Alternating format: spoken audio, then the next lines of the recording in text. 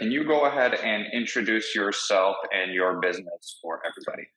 Yeah, so my name is Layton Cox. I'm the owner, founder of 38 House Cleaning Services, which is a home cleaning company located in the kind of panhandle area of Florida, specifically at Panama City Beach and Destin, the area in between it, which is a highway called 30A, which is where we got our name. Awesome. And then where were you born? Where did you grow up? Let's talk a little bit about that. Yeah, so I grew up in Midland, Texas, born there as well. It's kind of the middle of nowhere in Texas. It's called Midland because it's directly halfway between El Paso and Dallas. It's a big oil field place. It's also where Friday Night Lights is from. So Okay, that's kind of very the only cool. reason it has any kind of claim to fame. George W. Bush grew up there, random stuff like that. But I grew up there, and then after that, I went to University of Arizona for my undergrad. I studied accounting. I went into finance after that. Worked in that for a bit. Went back to school in Dallas at SMU to get my MBA, and then did that for a bit. Now my kind of real kind of full time job. Awesome. And then what were some of your favorite things to do as a kid growing up? Honestly, I was an only child for about 10 years. So I got really creative with my imagination. Also, where I lived was like super rural farmland kind of thing. I think we had a ranch out there. It was about 100 acres, and like Oh, my wow. closest neighbor that I actually knew was about like 2 miles away. And so there's like no like walking down the cul-de-sac to play with kids or anything like that. So I just got like super creative and like um, had a trampoline. I just jumped on for who knows how many hours. Got relatively good at that. And I just kind of run around with a BB gun in the backyard kind of thing. That was like 90% of my childhood was doing that. Eventually, kind of video games got good enough when I was growing up to actually be pretty good at that. And so when I was probably, I don't know, 13 or 14, I got I think it was N64 at that point in time.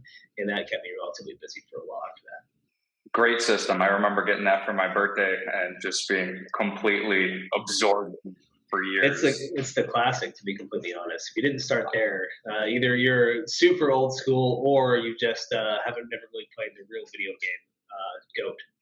That's right. I started with Super Nintendo and then Nintendo Okay. 64, and then everything going forward I had my hands on. So definitely Love it. agree with you there. If you started, you got to start with those two. If you start with anything after that, it's you got to go back and play those. Totally agree. Totally agree. So living on, was it a farm or you just had your No, family had so that land? there was a cotton farm in front of us, but uh, we didn't run that. We pretty much leased the land to a farmer who used it for cotton and ran into Okay, other stuff throughout the years. But we never operated as a farm. My dad was in the oil and gas business, which is big out there in West Texas, and so he was a petroleum engineer. And then they just wanted to have land, and so they bought a whole bunch of land, and that's kind of what we did. Uh, to be honest, a lot of it was just like never utilized. It was just kind of random bushes and crap like that. It's not like in that area of Texas there's no like trees.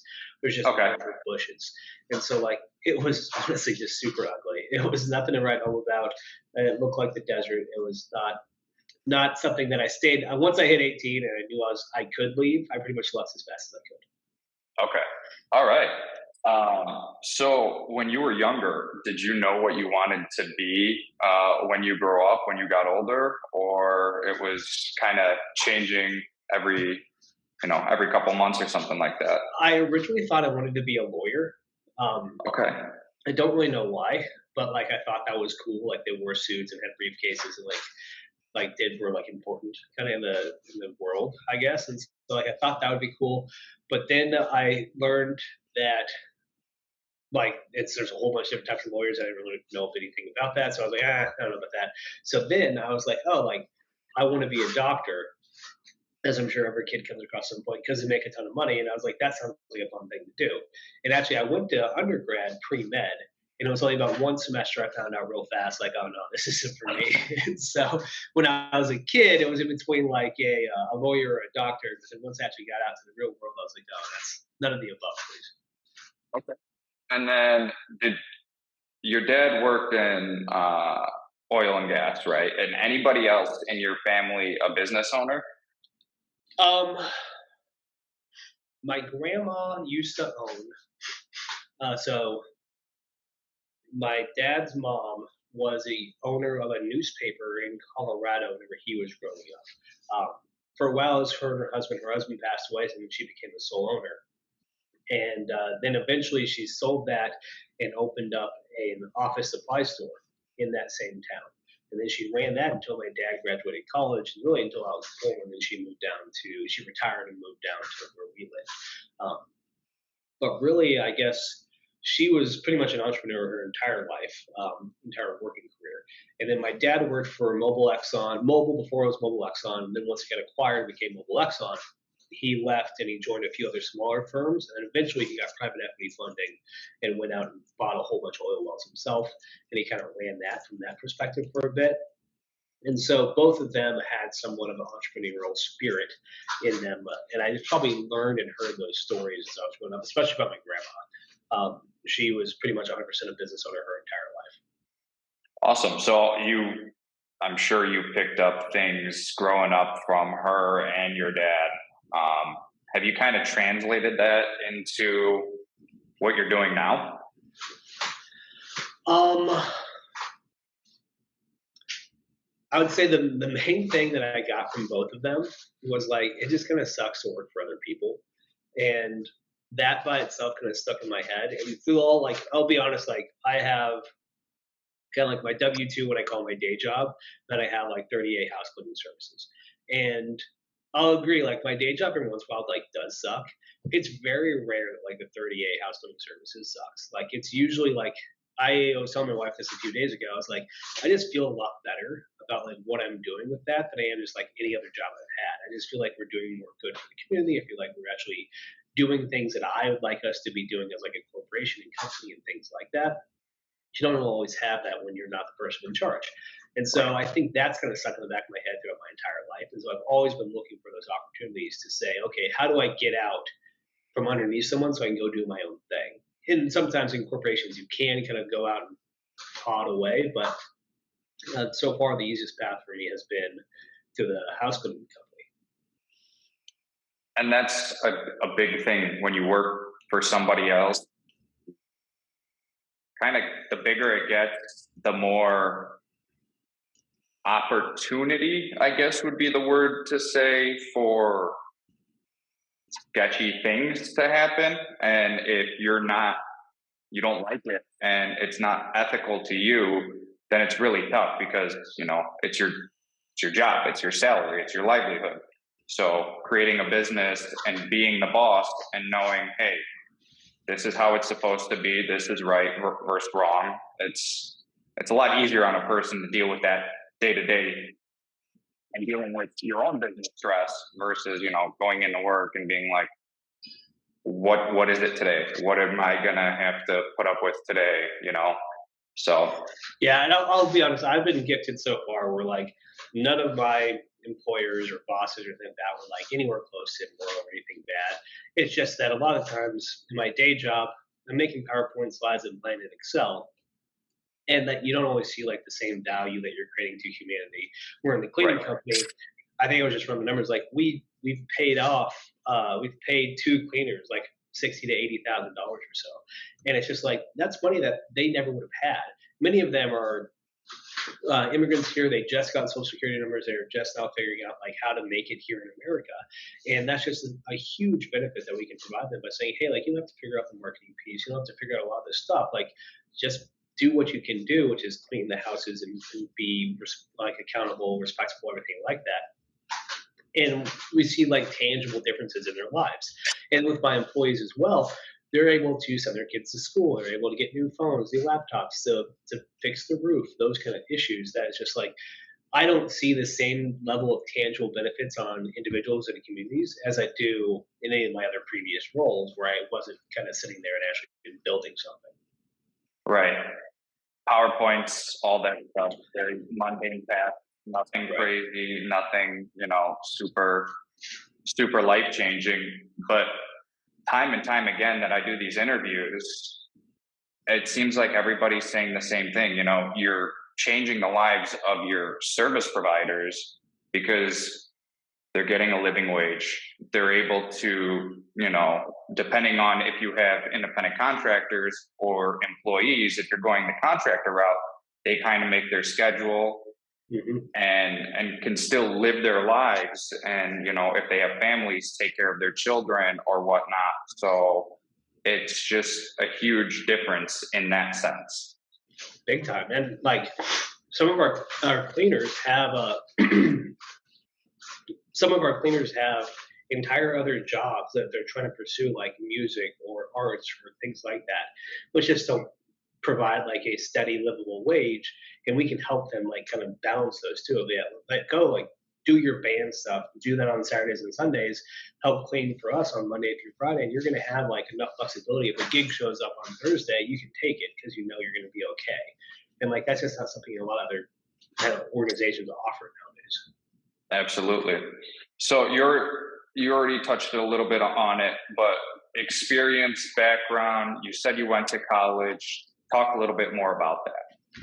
Yeah, so I did undergraduate. Like I told you, I was going to go pre-med, found out very quickly I'm not a doctor. Went into business instead. I picked accounting purely because it was like 2008, 2009, and no one was getting hired except for accountants. And I was like, well, I have to be able to pay off all this debt that I just took on, so I need to have a job, so I'm going to go be an accountant. And so I picked accounting purely for that reason. I found out I really liked finance. I liked the numbers side of the table.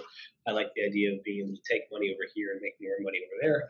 And so when I graduated, I went and worked for a financial consulting company for a while. Worked eventually into stock research. Thought I wanted to go into hedge funds and found out, no, that's not really for me. And so then I had to go back to school. I got my MBA at SMU in Dallas. And during that time, I kind of understood the idea like there's so many ways out there to do business, and business is just a way to do really anything. And so I wanted to just broaden my further business knowledge. So I joined a consulting firm, which is what you do as a consultant. You run around to a whole bunch of different businesses and kind of learn what's going on there. And throughout those experiences, I eventually got into the idea of kind of the entrepreneurship through acquisition, ETA kind of methodology of like, hey, if you want to go run something, you can go buy something. And then by buying something, you then become like the owner operator of all that stuff that you just bought. I thought it was really interesting, and it made me think more about kind of small business ownership and that idea of like actually running a company. I didn't want to just run out there and buy something. And so what ended up happening is I looked a lot at franchises, and I said, okay, like I want to do something that's a little bit safer to begin with. Maybe a franchise would be the best case scenario. The issue is many franchises want you to be a full-time owner operator. And my current position in consulting, it's a great job. I really like it. The firm's solid. It doesn't have the material impacts as we discussed earlier, but I'm relatively good at it, and it gives me the opportunity to go see and learn things I wouldn't have any other opportunity to do so. So I didn't really ever want to quit this job. I just wanted to find something that I could possibly do and like supplement to this, and just to try things out to learn what that experience would be like. All that led up to I found this guy on Twitter who was talking about home cleaning. And at first he was talking about franchises. I learned a little bit about that. Then I kind of through him, I found some other people. Long story short, I found this idea that, hey, you can actually run a cleaning company relatively remotely without being a cleaner yourself, without ever having to really know what or how to clean a house, which my wife will tell you I'm not that great at anyway. It comes down to something of just like you are pretty much the connection between customers who need house cleans and then people who are looking to clean houses. In your marketing and business knowledge, your ability to price, your ability to kind of position your value proposition, documentation, the technology stack that goes behind it, that's the role that you play. And these are all things that I had learned through undergrad with accounting, to my MBA, to consulting background. I was like, well, I can do that relatively easily. And so that's what kind of got me onto the path where 38 House Cleaning was built. Was I said, hey, I can do this, and I can outsource the stuff that I don't know how to do or don't have the time to do, and then I can focus purely on the pieces of everything else, the operational side, and building the model that everyone kind of runs inside of. relatively fast. And so that's kind of what got me into where I am today. But I will say, like, my college education definitely helped me. I mean, I've done LLCs before. I did classes about LLCs. I've done kind of startup classes before, so I got started relatively quickly, and I knew what levers we could pull relatively fast to kind of get up and running, and then to actually start like kind of hyper driving as we kept going forward. So that was kind of my next question is how directly translated was your, your degree or degrees to your business? Because so many people that I've spoken with have gone to college for something else. Um, you know, whether it's an arts degree or, media or whatever. And majority of the time they say, it didn't really translate. But in your case, everything that you've done, you have been able to take it and kind of incorporate it in your business. I would say I've definitely taken bits and pieces of everything. I mean, I do our taxes. I know how to do the books because of my accounting background. I know, okay, how we think about this from a profitability standpoint. This is our contribution margin versus the fixed goods that we have to go. Okay, how much does that open up for us to spend on technology, future marketing? How much should we have on working capital? So, like, there's definitely areas that I've been able to take from my undergraduate career that just help me know how to like score and operate the business. And then from my MBA and I say my consulting side, that's where I can say this has helped me think about ways to standardize practices, to create those SOPs, to understand how to build out the original operating model of like, okay, what is my role going to be? What's my GM's role going to be? Who's going to be underneath my GM? How is that going to flow? What makes sense there? Then how is all that connected to the cleaners that are sitting over here, the service providers? How are we connecting? How are we documenting things? How are we protecting ourselves, our clients, our customers, everything like that? And so definitely learned a lot from my MBA about those kind of ideas and from the consulting about how to just like actually put that into practice. And so I'd say it's helped me a lot. By no means is it rocket science. I think you could learn all this just by doing it without having to go through the formal education portion. It just helped me hit the ground running a lot quicker, I think, having gone through all those years of education than it would if I did not. Right. And with your accounting background, like you said, you do it yourself. You don't need to find or save everything on QuickBooks and then send it to an accountant. It's just, you know what you need. You take care of it yourself. So that is more streamlined for you than it would be others who don't have the same degree. Exactly. So let's go more towards the business now. When did you start your business? So I think I initially started, I think the LLC right after Labor Day of last year, so 2022. Okay. I believe, and I was living in Booking Koala, and I believe in Booking Koala, like my first day was like September 22nd or something like that. And so relatively September of 2022 is when I was like getting everything up and running, getting up like my horses in a row to make sure we could actually go and do some things. But I'm pretty sure that was it. I would say we probably weren't truly operational until October or so. Okay. And so first booking was in October of 2022 then? I think so. You can actually look it up in job history, and we can go back to, let's see if we got anything. I know I made a fake one for myself at one point. Just to test things out? Just to test things out and all that kind of good stuff. Our first real booking was exactly on October 1st. October 1st was our very first booking. I had two fake bookings before that, the week of the 22nd and 27th. And then we're good to go. Good stuff. Why? Why did you start the business? I mean, you touched a little bit earlier on, but is there more of a greater picture there? There is. Long term, I want to go buy and run businesses and combine them and kind of make a little umbrella corporation. I've never done that before. I've never ran a business before. I have consulted on businesses. I have evaluated businesses, but I've never actually been the person in the chair making decisions and seeing how the outcomes play out. I've been either telling that person what they should be doing or looking at what they had done and telling them if it was good or bad. I honestly needed experience understanding and actually operating the business. And so that was the main, and still is the main goal of this business today, is to provide me the experience of actually operating and running a business, showing that one, I can do it, two, that it grows and I can grow it profitably, and three, that I can eventually outsource it where I'm not the key kind of issue. My goal is to never be the bottleneck in the organization. Make that, be able to delegate, be able to train, be able to create the operating model that allows other people to really grow into their roles and help grow the business as well. So you basically want to, it's a stepping stone. It's a big pilot program. Yeah, I'm running a pilot program myself to figure out if I'm actually good at this or not. That's the first time I've heard that, and that's actually a great way to look at things if you want to. I feel like a lot of people, when they start a service business, in the first couple months, they're figuring things out, trying to see the best ways to do things and go from there. And then I feel like at the 6-month mark to a year, they're like, okay, starting to get the hang of this.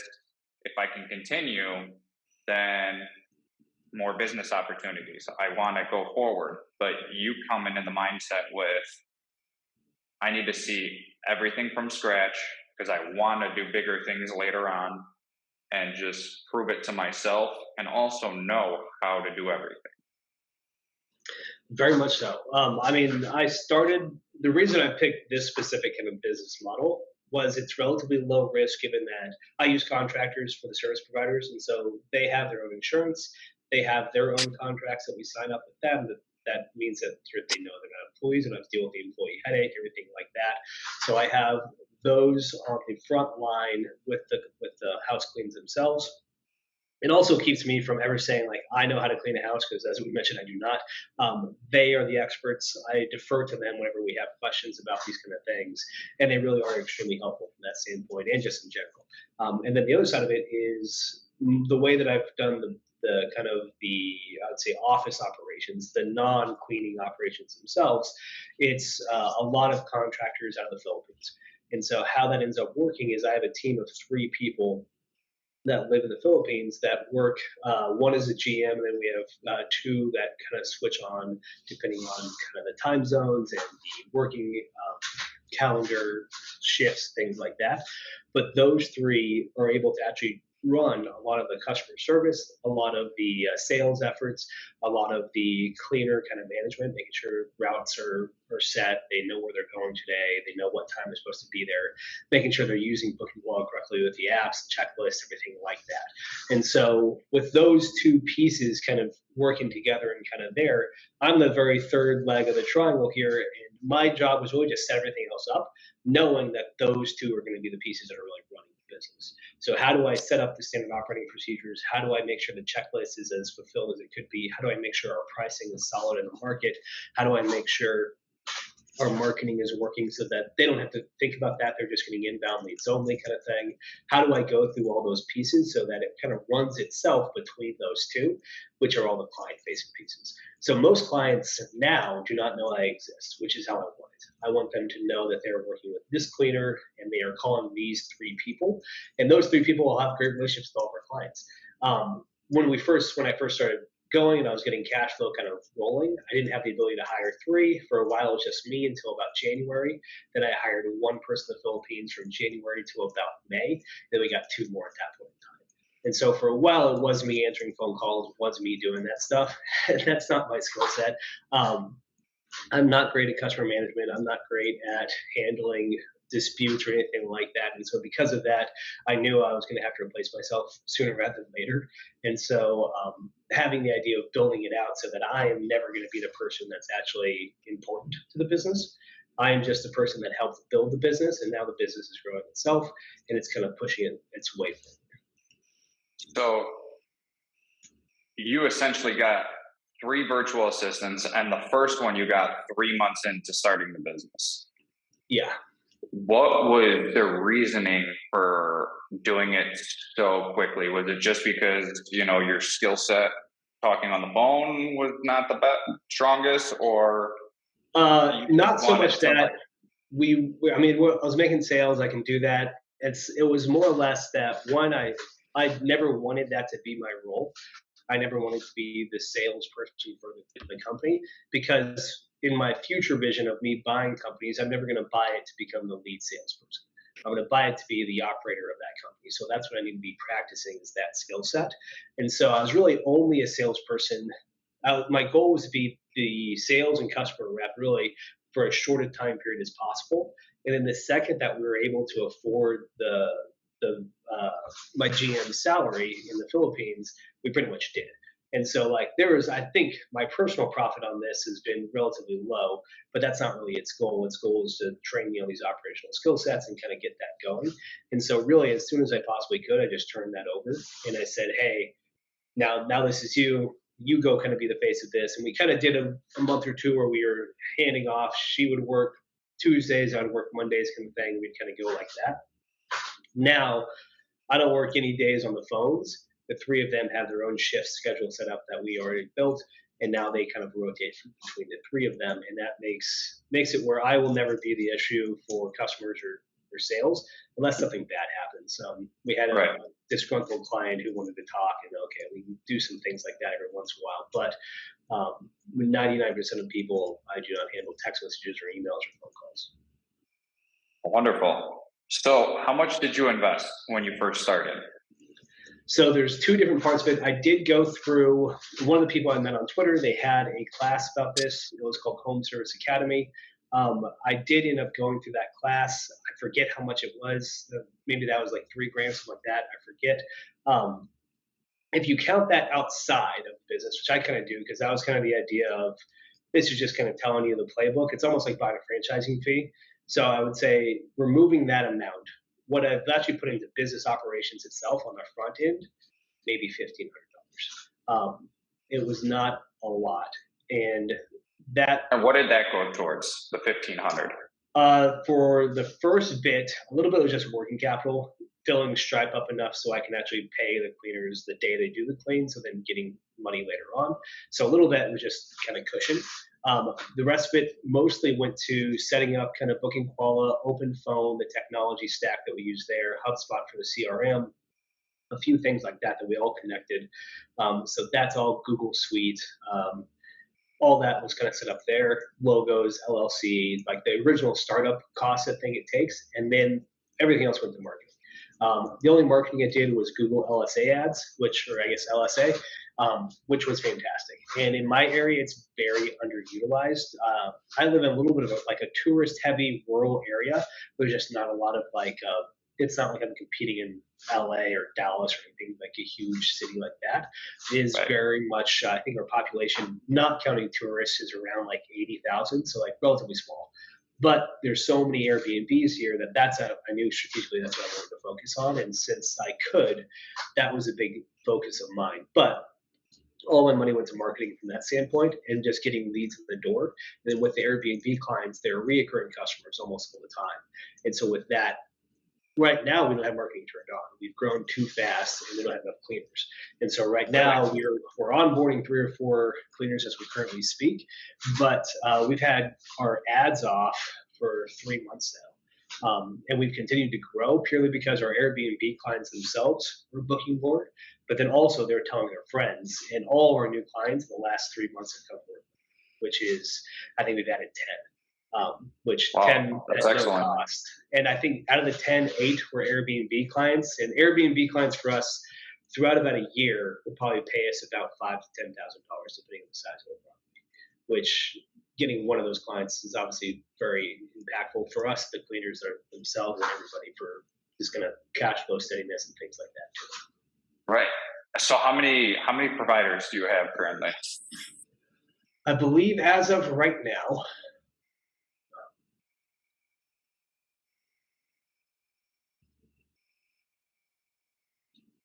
we have 16. 16.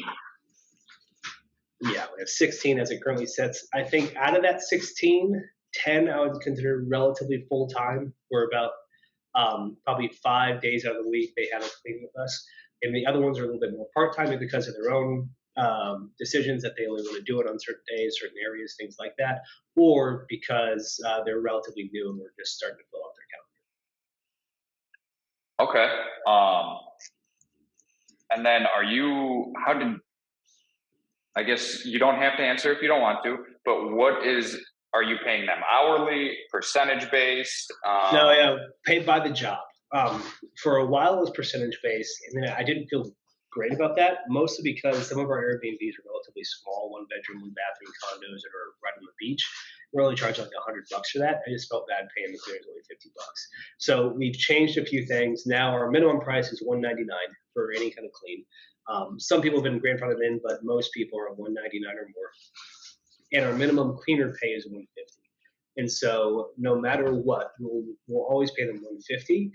And then what that moves up to is on properties that are like, let's say, $400 per clean, then it goes into about a percentage based cut. And so then it's going to be okay. You're going to get 200, we're going to get 200, and those kind of things. But I mean, one of my biggest properties right now, they pay us $1,000 per clean. It's a huge home. Oh my goodness. Yeah, I think I don't even want to know what they rented for, but it's right on the beach. It's beautiful. It's 4 stories. It's massive.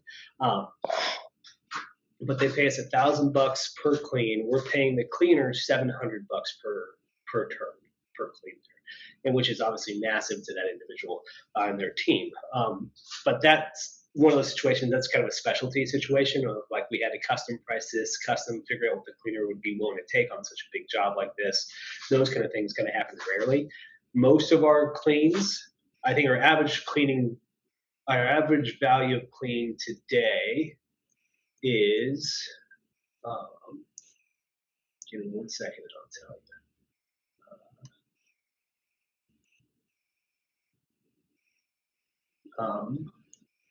Let's see what it was for this last month.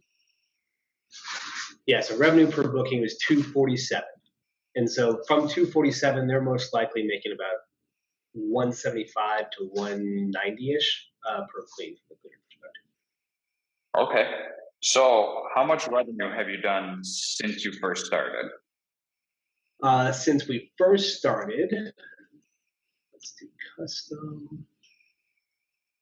Going to go back to October.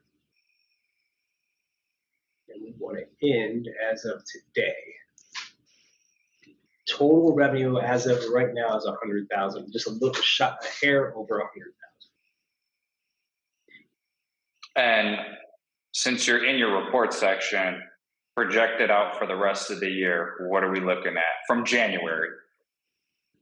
For this entire year, projected bookings complete, as of now, it's 140. Okay. So we've got, and then I'll say that we've really, like I mentioned, we've really kind of hit our stride in the last few months. In May, that's not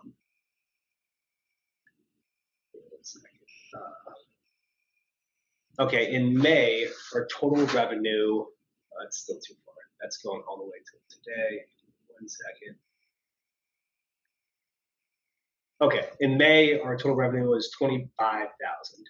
And then as of right now, for this month, we've already done, or we're on track to do 27,000, being halfway. We've probably done about half of that already. And next month, we already have 23,000 booked.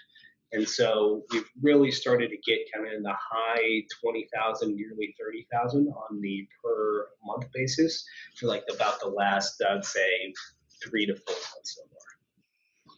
Awesome. Let's go a little bit into your hiring. Let's talk about that. What's your funnel look like, best practices, things like that? This is probably the area I'm honestly the weakest at. And so I actually am really excited that you guys have the hiring module. We just became, I think, Booking Koala, like premium users, the higher tier. And so with that, I am excited to be at the hiring piece now. And so I need to play around with that. I've not had the ability to do so yet. But as of now, our kind of hiring process is we'll do a Craigslist ad in the 2 big cities that we kind of are on each side of us. Inside that Craigslist ad, you have to email us these information. They have to email us that exact information. Then we have a questionnaire we put them through, what we just made on Google Forms. They go through that questionnaire. We kind of score that, and then we come back and say, okay, so far this looks good. Will you have a phone call with us? The GM will do a phone call with them.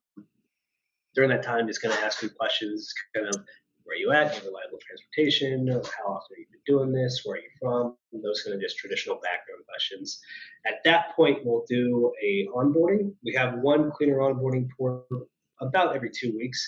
During that onboarding, is going to talk about the method, what they should be expecting in pricing and payment, things like that, how long it usually takes. It usually works out to be between 25 to 45 an hour when they actually end up kind of doing their per clean hour and then how much we're paying them. Then after all that, if they're still interested and we still like them, they've shown up on time to things, just kind of various checks like that. Then we'll actually do a test clean, mostly at my house because no one knows who I am, which makes it really nice. So they kind of come here and they clean in my house, or I have a friend who has a house as well. So one of us gets a house clean out of it. He gets his for free. I have to pay for it either way, but that's okay. See how they do. If they do well, then we do a background check. And if background check comes back clean, then we push them all the way through. And so by the time they actually get to a client that's not me or my friend, they are background checked, they've been onboarded, they've had a test clean, and we've kind of gone through the entire process. Fastest it occurs, maybe about 1 week if everything happens to be timed correctly.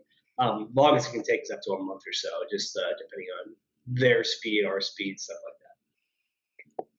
Have you changed anything in the way that you've been hiring since you first started till now? Or were there things that you figured out, this just doesn't work for me and I don't like the way this is done, I'm going to change it?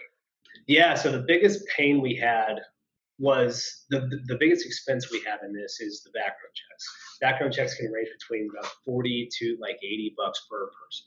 And so if we run a whole bunch of people through background checks, it's relatively high cost for us. So what we used to do was questionnaire, then background check, then onboarding, and then test clean. That put way too many people in that background check queue, and so we were spending almost $1,000 a month on background checks. And so what we found out is that most people don't show up to onboarding. If they do show up, they're not paying attention, or they're just kind of lackadaisically doing it. They're not really taking it serious. So we moved the onboarding up front, and then we had background checks, test clean. What we found out is the reason we're doing a test clean is to see if they're actually good or not. And I don't know, 3/4 of them were great. 1/4 of them would either not show at all, completely just ghost us, or they would not really do a great job, and we would want to pursue that. So we said, well, let's move that in front of the background checks too. And so now we originally started background checks at the very beginning of the funnel, and now it's way here at the very last step of the funnel. And so I'm also, to be completely honest, much more likely to look at a background check with kinder eyes if they've gone through all these steps and say, okay, I get it that you had a DUI in 2018. That's something that maybe we can work with in this situation. Like you said you haven't done it since then. There's something on your track record since then. You've been able to clean up. You've been on time for everything. You're kind in person during the test clean, yada, yada, yada. And so that's also made it, I think, a little bit more humane for the cleaner perspective too. That's a great way to think about it and also look at it, because I just feel like so many businesses, when they start necessarily hiring, they don't kind of audit themselves after a time, and they kind of just fall into the groove of, okay, this got easy, so I'm just gonna pick out of thin air things that I can change on the spot, but not just really kind of sitting down and being like, this doesn't work. Or like you said, the money was just insane on background checks. $1,000 a month is pretty wild, especially if 50% aren't going through. It's $500 wasted, where you sat down and you're like, how can I make this so much better? And it worked out. What about marketing? Let's go towards that a little bit. How are you marketing? Well, you kind of already said that you're on a pause right now because it's word of mouth. But what were your efforts before? So that was where I thought I would get to actually shine a little bit as like the owner operator here, because I love marketing. I did my MBAs like they don't really call it majors when you do an MBA, they call it like concentrations, but it was in marketing. And so I was very excited to do it. I was like, okay, I get to put like some fun tests out there and do all this stuff. I mean, we got a few early 5-star reviews, and then based off of that, we did LSA. And I just said, hey, I'm willing to buy any lead they got. And so I put my LSA at the max amount and said, I'm willing to pay for anything that we can. And most of the time, I was not spending that much. I think it was about $18 per lead kind of thing. and Oh, that's wow. like the inbound leads, which is not bad whatsoever. We were closing not quite 50, but probably 35 to 45% of them, which was relatively good. And honestly, that was it. I was kind of bummed because that was all it took for us to get to where we are today was just running LSA. And I do think there's a lot of it because one, there's not a lot of like good Google profile cleaners in this area. So when I'm competing against one massive franchise that's just huge. They have like 500 5-star reviews. I'm never going to beat them. Two, it's a whole bunch of like mom and pops that are very kind of like hit and miss. Don't answer phone calls. Their Google reviews are not all 5 stars. Like it's just not that strong of a profile in general or experience because I call them up to do kind of competitive due diligence and things like that. And you don't get responses back. If you do, you don't really get a pricing. It's not easy. They don't do like the booking kind of through the Google app, all those kind of things. And so I was like, hey, I'm here to just be the best Google profile I can be. And then I just started paying Google to send me leads, and that's all it took. I was like I said, I was gonna bum. I wanted to do a whole bunch of stuff on Facebook. I wanted to do a whole bunch of stuff with like print mail. I wanted to do a whole bunch of stuff with like billboards and like the little like lawn signs and you go to the doors, you put the little on the door knockers, stuff like that. I didn't get to do any of that. So now, like I said, we've turned off Google LSA completely. It's just our Google profile out there right now. We'll still get a phone call from every once in a while just because we do have good reviews on there. We've been able to kind of build it into our process. And now those calls are free from Google. And so we'll probably get, I don't know, one a week or so that are free from Google. Just, hey, I saw you had some good reviews and I would like to see if you want to clean my house kind of thing. But everything else is, oh, hey, you cleaned for the Joneses and the Joneses said that you're one of the best Airbnb cleaners in the area and we'd like to get a quote. And that's how we get most of our calls Two-part question. How many of those mom and pops have online booking forms?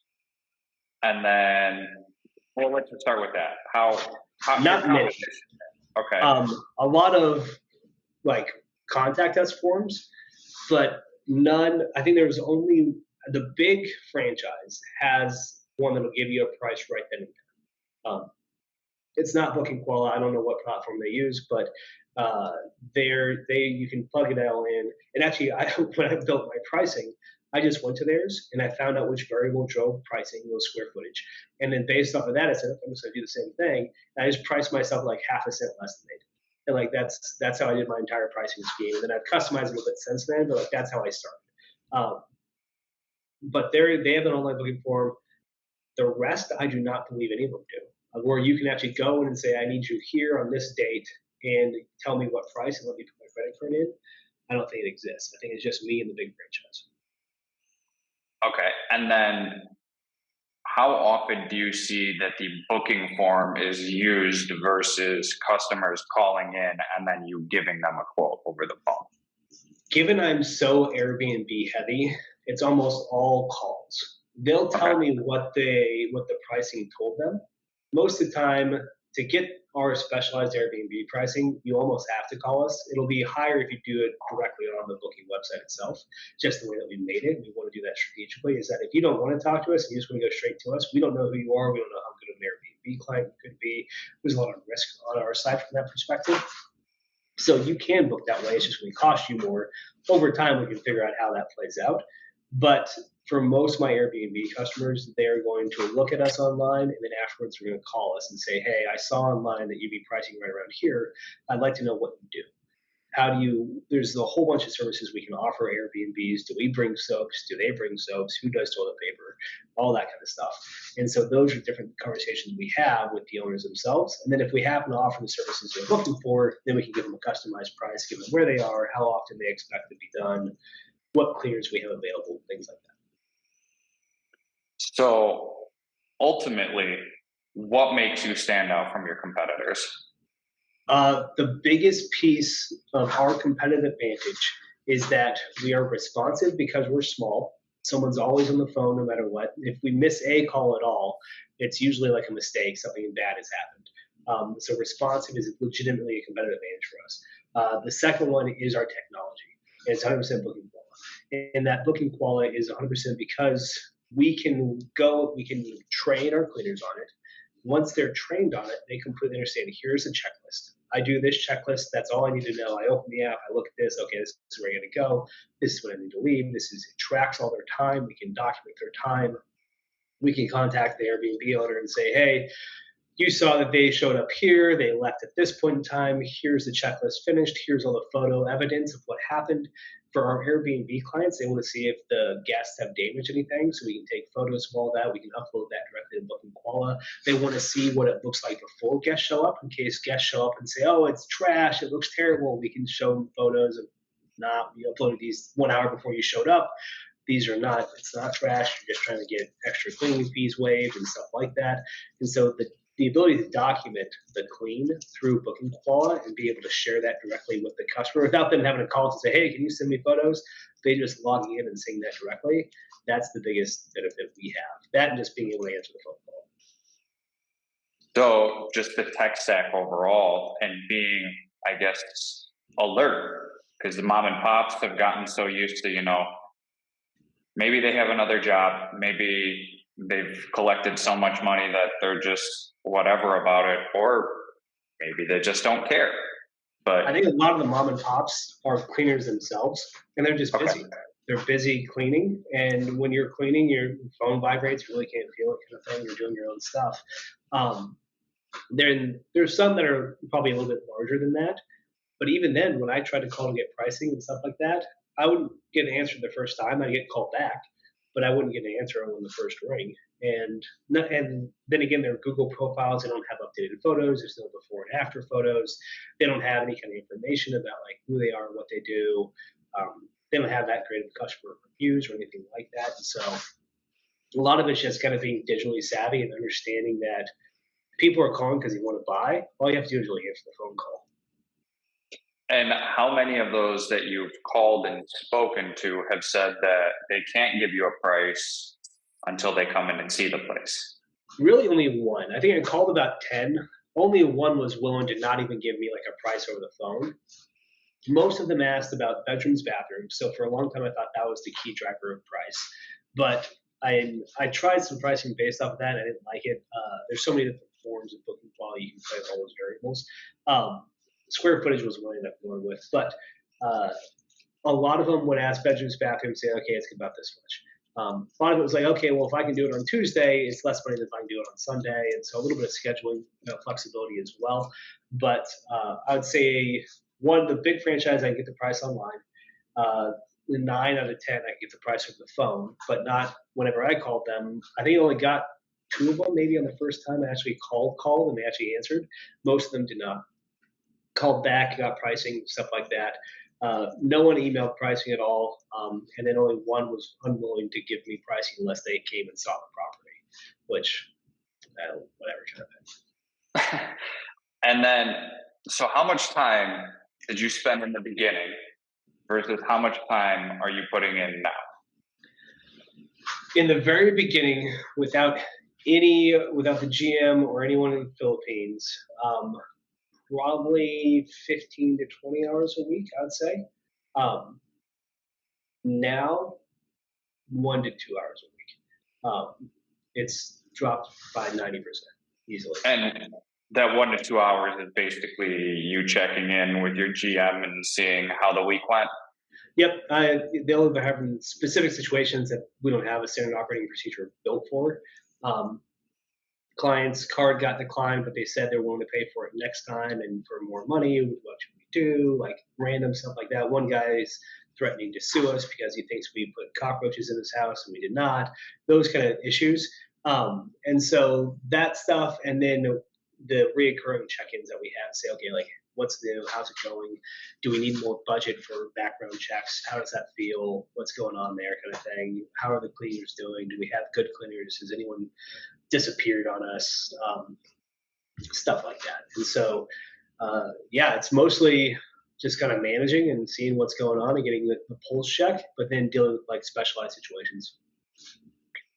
So horror stories on the provider side and then on the customer side. Don't have to go into crazy specifics, but do you have You Yeah, mentioned something so there about cockroaches.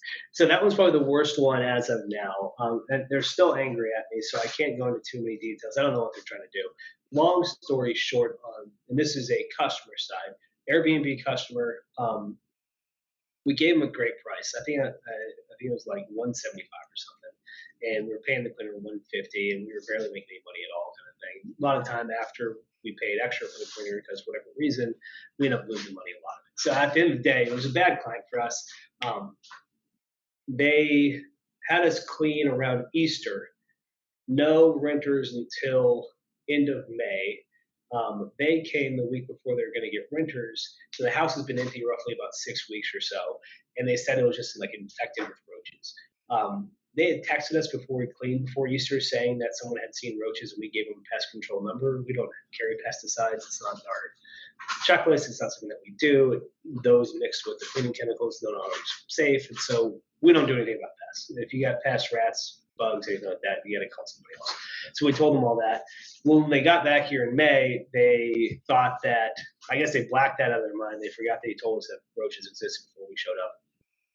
But they thought that somehow we had brought the roaches to the house and had infected the house when we cleaned during Easter. And it was like, no, you told us the day before that clean that there were roaches already there. So it ended up being a big thing. And so they were very angry. They were threatening to sue us. I don't know what's happening now. They haven't responded to us in a few weeks. And so I think they're just probably angry. But that's the worst one on the cleaners on the customer side. We had a cleaner that was really good for a while, and they were late to a clean, so we called them. This is back when I was doing most of the conversations, and during the phone call, she was like, "Oh yeah, I have to drop my kid off at work." I was like, "Okay, like that's so," or I have to drop my kid off at school. I was like, "Okay, that's no issue at all." I said, "Just try to get to the property as soon as you can because the client's waiting." He's like, "Okay." Then nothing. Hour, 2 hours, nothing. 3 hours, nothing. 4 hours, nothing. Like just completely ghosted. Never heard from him again. It was the weirdest thing in the world. I want to make sure that they're alive, so I found them eventually on TikTok, and they're just making TikTok videos and doing other stuff and just ignoring us. And that was super weird because she was a fantastic cleaner before that, one of my best cleaners, and we were paying her relatively good. We are keeping her relatively busy, and just like dropped off the face of the earth. I don't know if they blocked her number or what happened, but they were just completely out on it. So super odd behavior from that standpoint. Those have been the two Very strange. experiences so far. Yeah. I'll admit, not for at least the cleaner side, not super. Like that's No. if that should work so far, then you're all right. And I mean, if with the customer there, as long as it works itself out, and you avoid legally things, again, it could be a lot worse. Oh yeah, we're definitely counting ourselves lucky here, and a lot of that goes into the hiring process and making it a little bit harder than it would be normal. And the other one also goes to we don't always take every customer. I mean, there's a lot of customers who call up that were just like, this doesn't sound like a good deal for us at all. Like this just doesn't sound fun. Like you sound like kind of assholes. And so we're under the mindset that there's a lot of nice people out there, and so there's no reason to work for assholes. And so if you don't have to work for them, don't do it. Just work for the nice people. And so all of our customers right now are fantastic. All of our cleaners right now are fantastic. Um, I'm very happy of where we got on both sides of the table from that standpoint. And then, I guess, over time, you and your GM, you start getting aware of the scammers, because there are people that will go on your website and kind of see what your terms are, if you do re-cleans, stuff like that, and they'll be like, all right, how could I get my place clean and then get my money back? So it's you get better at finding those scammers, and it's fantastic when I hear that business owners are like, I just don't even want to, don't bother. You're not for us, we're not for you, just move on, because taking the risk and trying anyway will end up in a headache one way or another, versus turning them down. What's the headache? There is no headache. It's you save yourself so much. So is this your only business? Do you have something else starting, or is it this to end your job? So the job takes up the majority of my time. This is the only thing I have going right now. If you give me probably another year, it probably won't be. I'm going to do something else. But um, I think I'm going to let this thing go and become whatever it can possibly be, as long as I possibly can. My original idea was I was going to do this for a set amount of time. Just going to say, okay, I approved it. Now let's go do the bigger thing.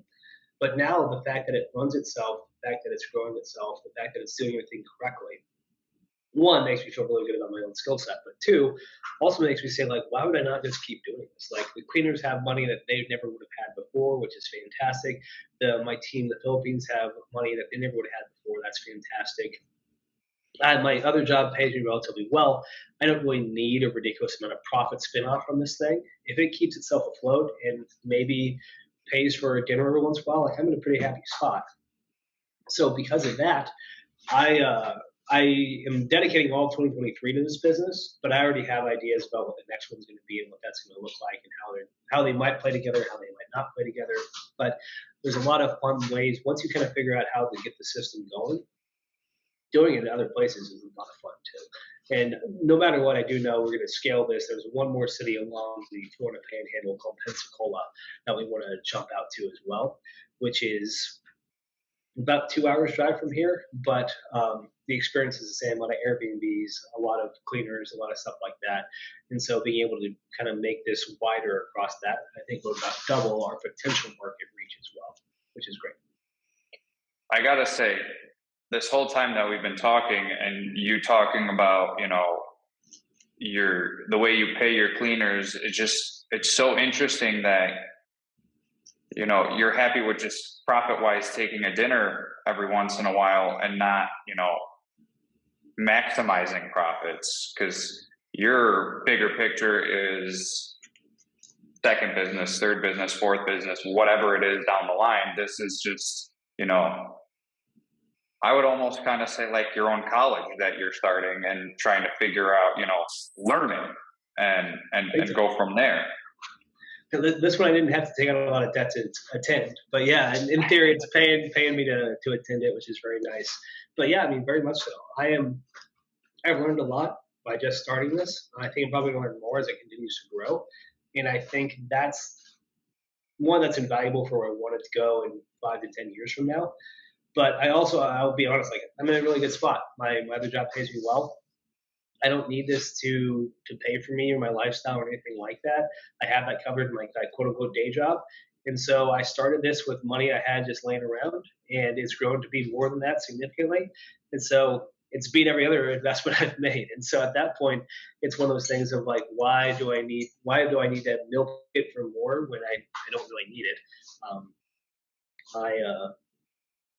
I know that's not everyone's circumstances. I'm very happy to be in these circumstances, but I also feel, like I said, I feel a lot better about this company than I do a lot of the things I do in my life because we're paying cleaners good money. They're making good money. They are making ways for their family. One of our cleaners just brought their other family from Mexico over here as well because they have the ability to get a bigger apartment.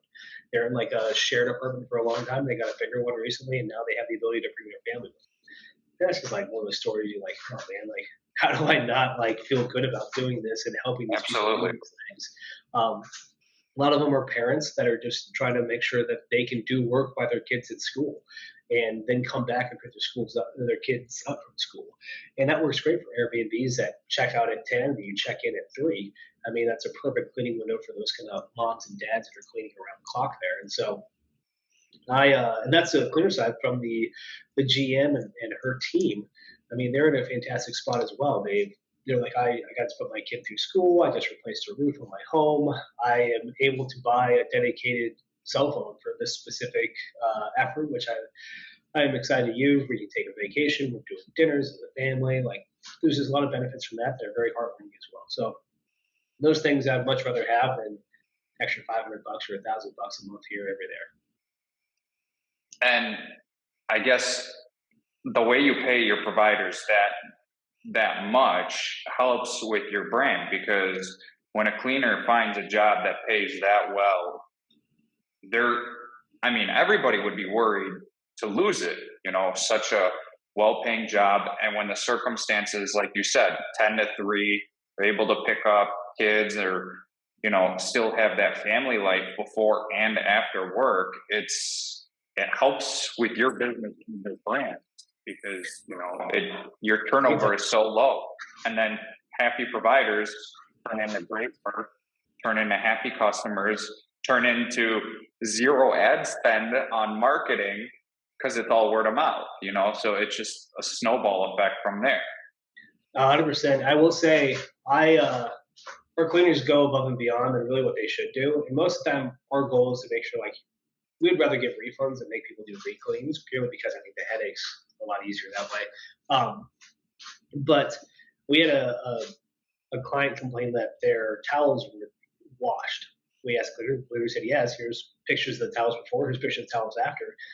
Whatever reason, the customer just wasn't buying it. And so we were saying, well, let's just give the customer $50 refund. It's kind of a good day. The cleaner said, no, like, I'll go back. It was like 9 p.m. I was like, well, that's insane. She's like, no, like, I'll drive back there and I'll do the towels for her. And it's probably very much, this one of our best cleaners. She's fantastic. She's a rock star. But probably because very much what you said, like, she has the ability to get paid relatively well and still have family and still be able to do those things that she don't think she could do. She was working a hotel cleaning job before this, working from 6 p.m. until 6 a.m. I mean, like, that lifestyle versus the lifestyle we're providing is very different. And I don't know what she was getting paid before, but it's probably comparable once it's all said and done. And that's just something that, I don't know, I feel very good about that, way more than if we were to pay them $100 instead of 150, and then I was to pocket that extra kind of profit per clean.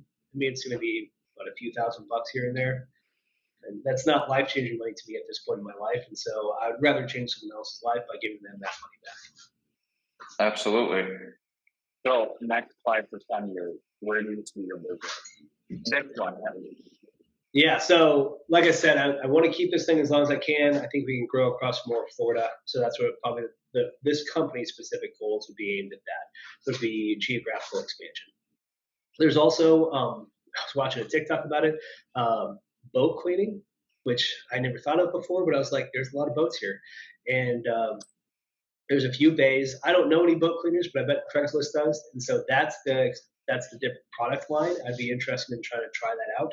There's also always mobile detailing, but I actually ran into a guy who does a great mobile detailing job, and he did my car not too long ago, and I was like, oh, he's doing such a good job. I'm sure there's more out there. It's just like, would rather not step on someone's toes. I actually like, but boat cleaning would be an interesting one to go down. And so, I don't know, in 5 years or so, 38 house cleaning services could be 38 house and boat cleaning services. Maybe add power washing in there, window cleaning, all those kind of traditional ones you add up on top of that. That's what the company would be. I think personally, in 5 to 10 years, I'd love to own. I'd love to go out and buy, which I'd have to get outside funding for, which is also why I need some like operational experience, so people actually give me money. But have to go out and actually get some money, raise that money, and actually buy some kind of larger, either home services. I really do enjoy home services, or some kind of like car services, marine services. I'm a big fan of the services industry because Amazon can't do it. If Amazon can do it, I don't want to do it because they're always going to beat me. But Amazon's not selling home cleans or car cleans or mobile boat cleans or anything like that. And so I'd love to go buy a big company, HVAC, AC kind of company, plumbing company, something like that, and then you kind of run that very similar to how I'm running this. That would be my goal. So essentially, the services industry you want to stay in. Mostly, whatever Amazon can't do, I will be happy to play into. Which right now is services. There's a good possibility they get into it eventually, but it's very logistically tough in that, like, everything that we just discussed, they would have to figure out across the entire nation. And hiring where I hire in Florida is probably very different from someone who's hiring in Denver or hiring in LA or hiring in Dallas or whatever it is. And so I also know, like, the area of the world that I live in with the Airbnbs and everything like that, it's not going to be where Amazon first starts. And so I think services for a very long period of time will be safe from Amazon, AI, everything like that. And because of that, I think it's the best way for me to invest in my career path. And that in 25 years from now, when I'm looking to leave my career path, the services will still be there and I can still probably sell whatever I built. So going towards the software now, when you first started, were you using us from the get-go, or how long have you been a Booking Qual user, and things like that? Yeah, so day one, booking quality user. I don't know any other booking software. You're almost like my miniature CRM. You do everything for me. And so that's ever since I started, you were the core piece of my tech stack. And then around it, I have OpenPhone. And then HubSpot, I really use just as a documentation repository where it just automatically stores everything for me. I don't really use it beyond that. We've not got into email marketing yet. I know you do that. We just haven't done it yet because we haven't really needed to.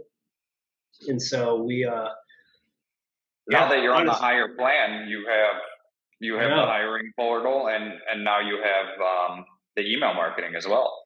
I know. I got to play with both those and start writing out those procedures, but I've not had the chance to do so yet. But yeah, I mean, so far, pricing, everything, obviously, you know what you do. You do my website, you do it all. And so if I just had you and a link to my cell phone, I think I could have got 80% of what I needed just by those two things alone.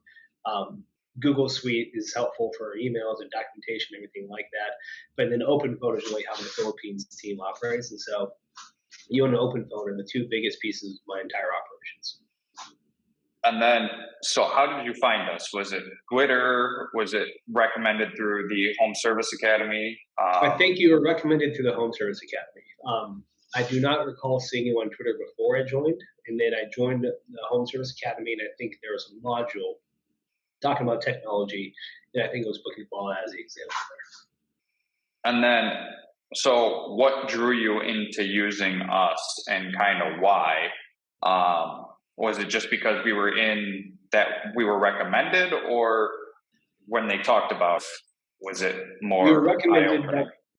definitely the recommendation helped a lot, but also it was easy.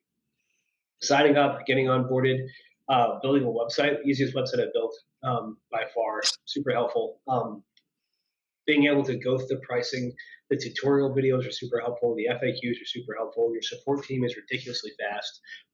When I have questions, they answer it almost usually the day of, which is fantastic for me. Not something you see in a lot of other technology areas. Pretty much, I think total time invested and like total time up and running, maybe like 8 hours of real work on the Booking Wow. Call like platform of just saying like, hey, I think what took me the longest was the forms and the checklist. And mostly because I switched forms halfway. I did form one for a while. Now I think I'm on form four. And then the checklist, I edited multiple times because I wanted to make sure I was getting the right stuff. And I'm still kind of tweaking that every once in a while we get feedback. But I think in the website it took me maybe 2 hours to build. And like that's including like writing random copy and stuff like that and uploading some photos. I mean, it was ridiculously easy and ridiculously fast for me to go to here's my credit card to I have a legitimate business now that you can book stuff off of. I think Great. I gotta say, I think you're in first place with fastest website slash business put together that I've heard. A couple people that I've talked to, say it's usually a day or two, a couple days, some a week, just because, whether outside stuff, but 2 hours, 2 to 8 hours is that's probably the fastest. So the website I do think I went straight through on, but everything else I would do like an hour a day for maybe about a week. And so Okay. I was thinking about the background in my mind, but total time spent like actually doing things, probably about 8 hours like hands on keyboards. I probably thought about it much longer than that. But nonetheless, once I actually had the idea in my mind, putting it into practice through your technology was super easy. And when we set up, because we didn't have in the beginning, we didn't have a website where you had a website builder as the customer. It was just the booking form that you would have to have WordPress, Squarespace, Wix, whatever. Plugin kind of thing. Yeah, copy and paste the code. But as we grew and, developed more things, we added the website feature, and it just, when you sign up for your account in 60 seconds, if you go in and check the pricing, if matches your area in the country, like what other, you don't really need to even change anything. You could just upload the logo, change a couple things on the homepage, and turn some things up, and essentially you could have it done in 20 minutes. Yeah. But most of the time, everybody wants to go through everything and see how is this priced out and how do I actually go about changing the pricing, which is a huge thing. So when you start out, it's good to I guess get your feet wet, go through the motions, and play around and change those things versus signing up, upload your logo, and go. I'm waiting for the day to hear somebody being like, "That's I what was I done. did." Yeah, I It's love the done. logo and started making sales. Yeah, exactly. So No, and honestly, no one picks a cleaning company because they have a cooler website than another company. Like you can have bad websites that probably do actually hurt you, but having the difference between a good website and like a great website for cleaning companies is not worth the investment. So like I'm sure there are people out there that are coders and WordPress like gurus that can make just a phenomenal like cleaning website. I'm sure some have, but at the end of the day, like it's really just there to tell your story and then get them pricing. And I think the what you provide to like automatically inside of the booking quality tool is plenty for that. And I remember in the HSA group, there were people hiring people, paying them 3 or 4 grand to build a website. And I just was like, I don't know how you'd see the ROI there. Like 3 grand into Google LSA would have bought me, I don't know, 300 leads kind of thing, like or whatever, just 1,500 leads, like a ridiculous amount of leads. And so 150 leads. At that point, it's just like, why would 150 leads I can make legitimate revenue on immediately with this website without me paying a dime extra for this thing? And why would I not leverage that all day long? So I think you guys, the website piece, honestly, was one of the biggest. That's why I didn't look at anybody else. I was like, they include the website. I was like, done. Like, I don't have to do anything now. Because my wife for a while was a travel blogger, and I used to help build her website, WordPress, and things like that. It's a nightmare, and like keeping up to date and doing the right. stack and the storage and everything. It's just a huge pain in the butt. You guys doing that for me, it just really does make my life 10 times easier. And that's another thing, somebody who just starts out has little capital saved up to get the business going. Maybe 5-10 years ago, yeah, you needed to spend the money. But now I'll speak for ours, not including, Wix, Squarespace, all those guys. I don't see the reasoning, like you said. Just if you just start the business, you haven't proven yourself. You haven't gotten really many bookings. Maybe you have. Maybe you're a month in and you want to, make it a little bit fancier. But you could also do that yourself within software instead of going to WordPress and paying somebody 3 grand to copy a theme over and then make some edits. It's just, for what reason? Get that capital saved up and then go from there. Like you said, definitely better places to spend your money. I personally wouldn't spend it towards building a website when you could do it yourself right there, but to each their own. Yeah, I mean, when you think about the business model itself, what you offer is really the core piece of it. You got to have some way to tell your story, the website. You got to have some way to kind of funnel leads, which is also the website, to provide pricing. You kind of add all that into one, and then you go beyond that. You say, okay, now you even help on the post-sale side of not even the pricing, but also helping people understand the cleaners, how to onboard the cleaners, getting the cleaners to where they need to be at the right time. Having that cleaning app is fantastic. That means I don't have to check in with them. It automatically updates me where they're at, what they're doing, when they've arrived. And then the checklist and the photo uploads helps both me and all of our clients. Our clients having their own login to see all this. I mean, legitimately, I don't know, 10 years ago, those are all different pieces of some kind of gross plugin thing you have to do. And you do it all by yourself, just in one kind of set monthly price.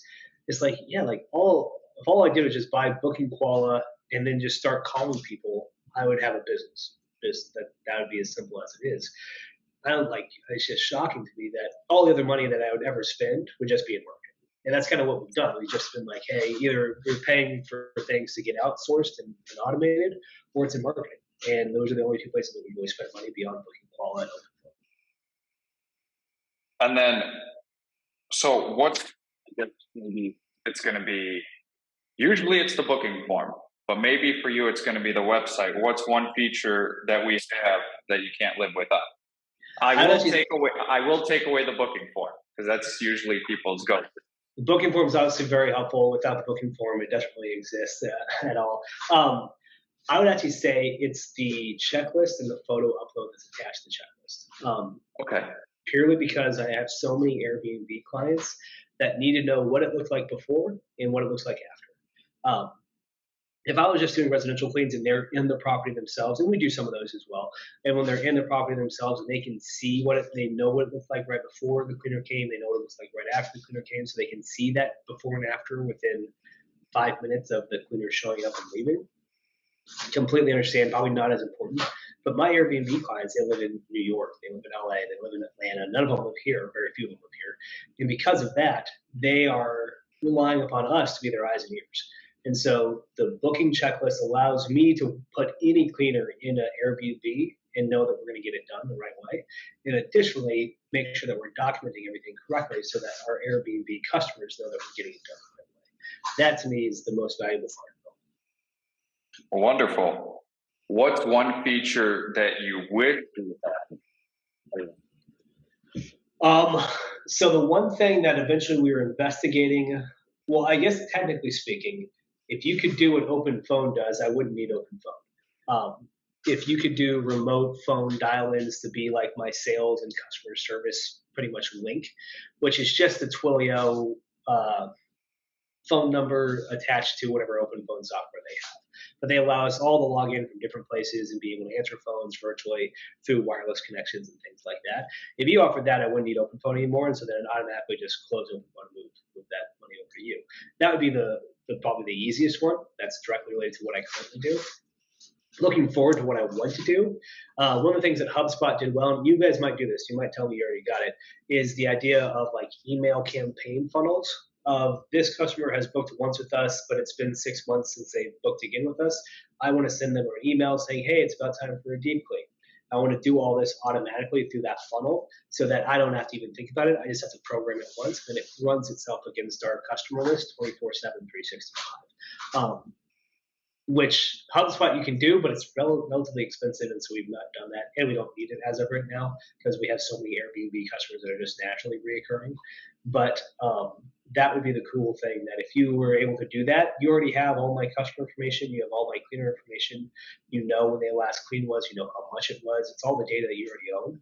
So then just connecting that to a marketing funnel would be all I really need to do. We have the funnel. I haven't been there in a little bit, and I know we're adding things all the time. So I don't know necessarily how the schedule is, if it's automatic or you got to go in. If not, it's already notated, and we will have that added in for future updates. Fantastic. I will keep, and like I told you, I'm not playing with the marketing little tab yet. It's on my things to do, so it's definitely on my top list.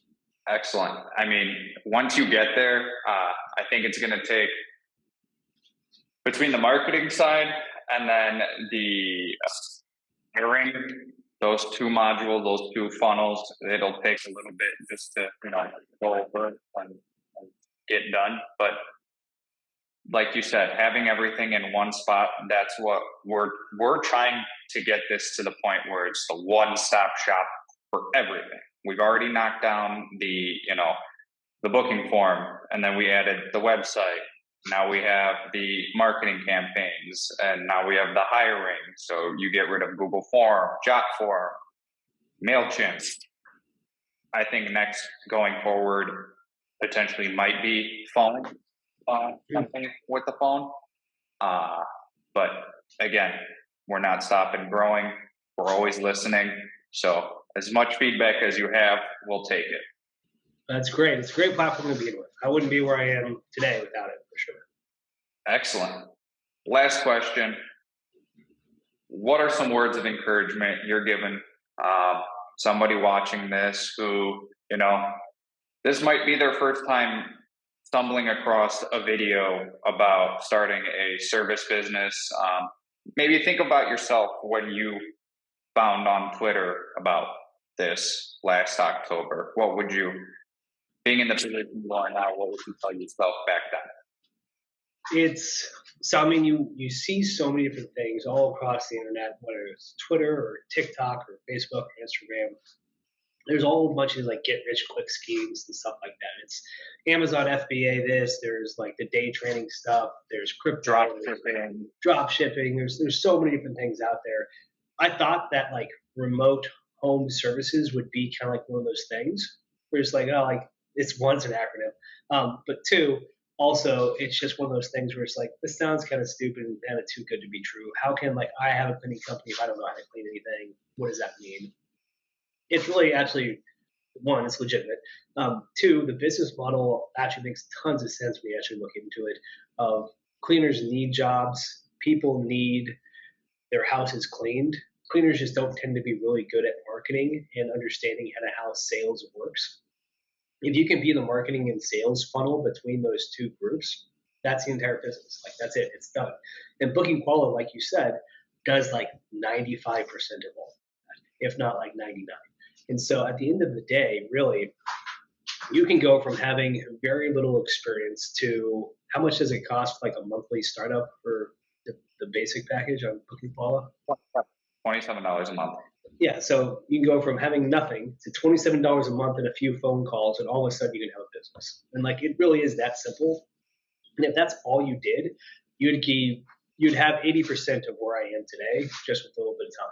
Like it's not crazy hard, it's not crazy complicated, and that's almost what kind of scares me. Is like it's so simple. I kind of just want to do it forever now, just random other stuff because like why not? Like it was September to this year. I went from $0 in sales to we're going to end the year probably $200,000 in sales, and that just doesn't exist in a lot of industries or across a lot of other business opportunities whatsoever.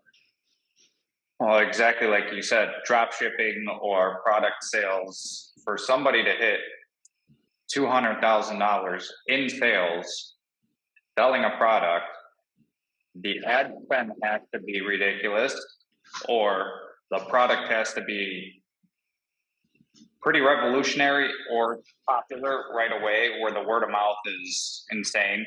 But here you get a couple big recurring clients, and a dozen one-timers that will nurture into recurring, and you could hit 200K in no time. Yeah. And like that's the thing is, it just takes the ball to roll.